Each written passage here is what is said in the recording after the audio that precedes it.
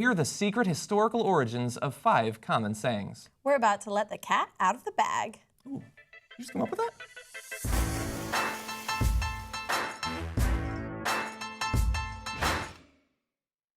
So we learn a lot of expressions growing up, and then we go on to use them without, most of the time, ever questioning where they came from or why we're saying the weird idioms that we say. Right.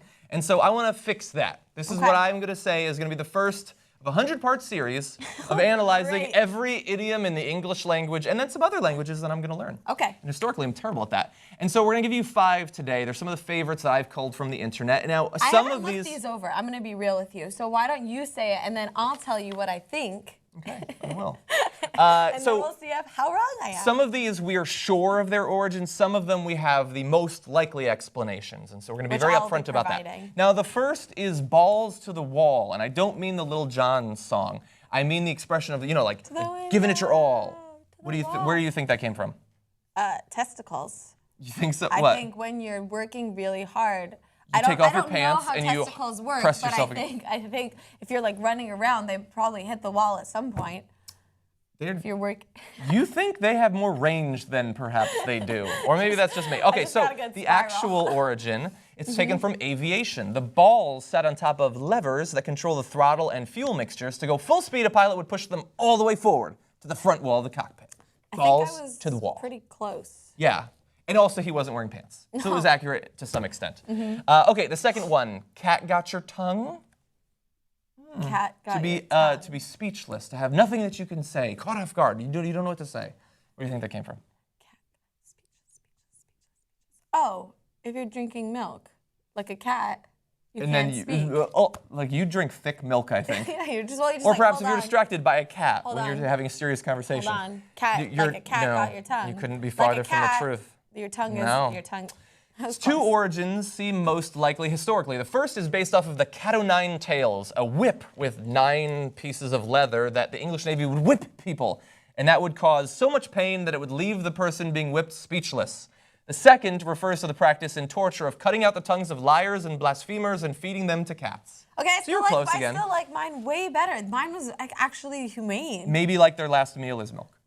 then you get in there somehow. Okay, the third one, don't look a gift horse in the mouth. Don't look a gift horse in the mouth. Yeah, the expression like if you're getting a gift, okay, like just don't ask a bunch of questions, just accept it.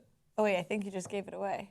No, but that's not the historical origin. Oh. Where did this come from? Why is it a gift horse? How many people get horses these days? Maybe aside it has from a to young do with, Romney. Okay, this is a serious one. Maybe it has to do with like a dowry or something like that. If you're giving somebody a horse, you're not like, okay, let me check the specs out of this Mm-hmm. first. You're just like, oh, gracious, you know?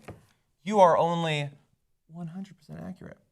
Not specifically about the dowry, but yes, if you get a gift of a horse, one common way to judge the quality and age of a horse is to examine its teeth, because as the older they are, their gums recede and their teeth like poke out more. I feel that too. However, upon receiving a gift horse, it was considered quite rude to check its mouth. You wait until he goes back on the other side of the hedge That's going like home. when you get a then gift check and it. you're like, oh, is this 100% pashmina? You know, Exactly. something like that's rude. Yes, is this horse You need to actual do that pashmina? later. Go to the bathroom and do it, and Yes. then be like, oh, I don't want this anymore. Then you strip it right off of your body and you walk out, no shame. Okay, dress to the nines. Dressed to the nines. Mm-hmm. So it's like when you get dressed for a date or a party you're of fancy sorts. like? You're fancy like. And you're like, you know what? I look good. I look like a 9. I'm gonna need some liquid courage and I'm gonna be a 10. But right now, I am dressed And I to go the humble. nines. It's like, I look amazing. I'm a 9.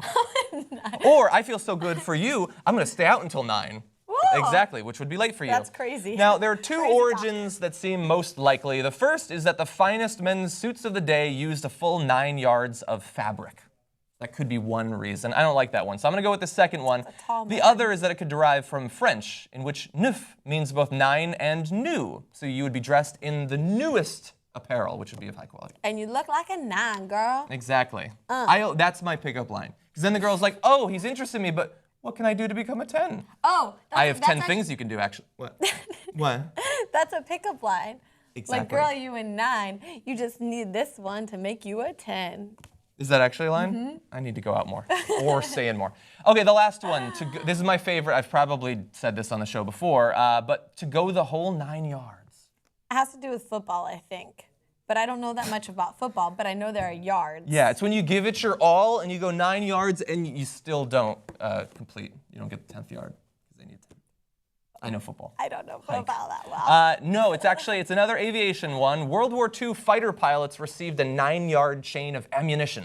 Therefore, when a pilot poured all of his ammunition into one target, he gave it the whole 9 yards. It seems I like that. It's these old-timey. guys in these fighter pilot planes have a lot of time on their hands to be making up all these different sayings. No, but how What awesome do you is it? fly the plane? They did that. We won that war, actually. I looked into it on Wikipedia. I mean, you Oh, can't trust World War everything II. Okay, on Wikipedia. gotcha. But no, but I love that, like, these guys who were coming up with this lingo for the war, like, they were this band of No, brothers. it's great. And which then I'm they not- come back, and then and then it people- spreads, it's and we still amazing. use it We 75 should years come later. up with a phrase or something like that and try to get people Yeah, to use it too. give it the whole 4 inches. Ammunition is more compact than it was in prior years. God, nobody I wants am to a know about pilot. your personal life. Anyway, there's a bunch more that we can do in future videos, and I love this because I love learning these little things that are, you know, esoteric, irrelevant, but fun. And so if you have favorite expressions and you know or suspect you know the actual historical secret origin of them, post them down below in the comments. Yeah, and then I'll quiz him. Exactly. The tables have been turned. Where did that come from? On the next episode, we'll find out. See you in the next one, guys.